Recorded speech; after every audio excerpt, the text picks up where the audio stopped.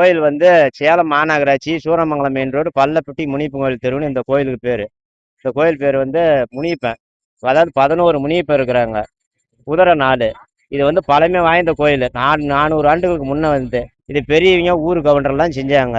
அவங்கெல்லாம் காலமானதுக்கு பிறகு அப்படியே தலைமுறையாக இளைஞர்கள் அப்படியே ஒன்று சேர்ந்து எல்லாம் ஒன்று ஊர் பண்டிகையை நடத்திக்கிட்டு வரோம்.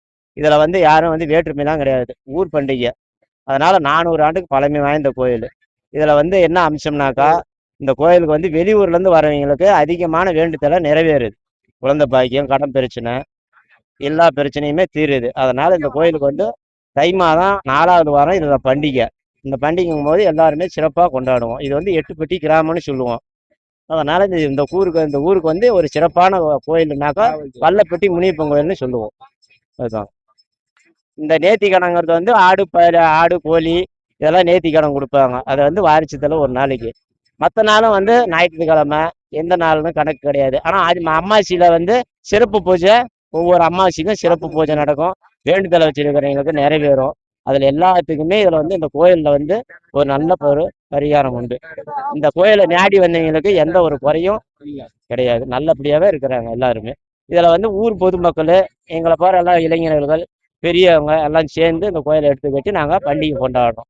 வேற ஒன்றும் வந்து பெரிய விஷயம்தான். இந்த கோயிலுக்கு வரவங்களுக்கு நல்லது நடக்கும், நல்லபடியாக இருக்கும். எந்த வேண்டுதலை வச்சாலுமே இந்த கோயிலில் பொறுத்தளவுக்கு அது நிறைவேறிடுது. உடனே அந்த நிறைவேறதே அதை வந்து அவங்க நிறைவேற்றிட்டு போயிடுறாங்க. அந்த வேண்டுதலையே அவங்க வந்து நிறைவேற்றி போயிடுறாங்க. நல்லபடியாக இருக்குது. இந்த ஊருக்கு பொறுத்த அளவுக்கு இவர் தான் காவல் தெய்வம்.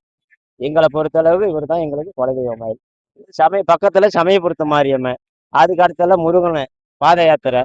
இப்படி வந்து எல்லாருமே இளைஞர்களுக்கு தான் இதை வந்து இந்த ஊரை வந்து திருவிழாப்பா கொண்டாடிக்கிட்டு வரும்.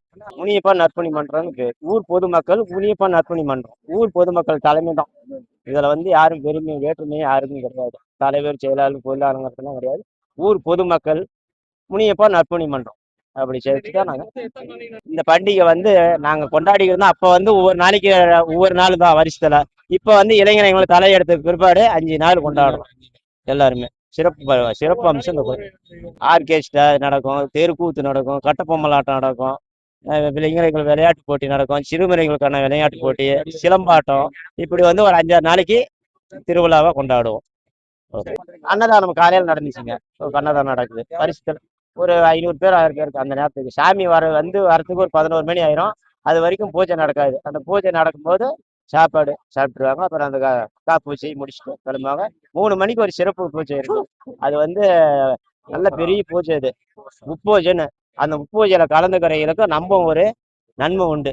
எல்லா வேண்டுதலையும் வைப்பாங்க. அவங்க குறைய சொல்லுவாங்க. அந்த வேண்டுதலை கண்டிப்பா நிறைவேறுது. அதனால வந்து அவங்க உண்டானதை சொல்லுவாங்க. இந்த சூரப்பழம் எறிவாங்க. அதுதான் இந்த ஊர்ல இந்த கோயில்ல ரொம்ப விசேஷம். வாழைப்பழத்தை வந்து சுரையிடுவாங்க. அதை வாங்கி பிடிச்சி வைங்க. அதை சாப்பிட்றவங்களுக்கு குழந்தை பாய்ங்க, அந்த கஷ்டம் தேர்றது, இது எல்லாமே நடக்கும். இந்த பொறுத்த அளவுக்கு எங்களுக்கு இது வந்து குலதெய்வங்கிறத விட காவல் தெய்வம் இந்த ஊருக்கு.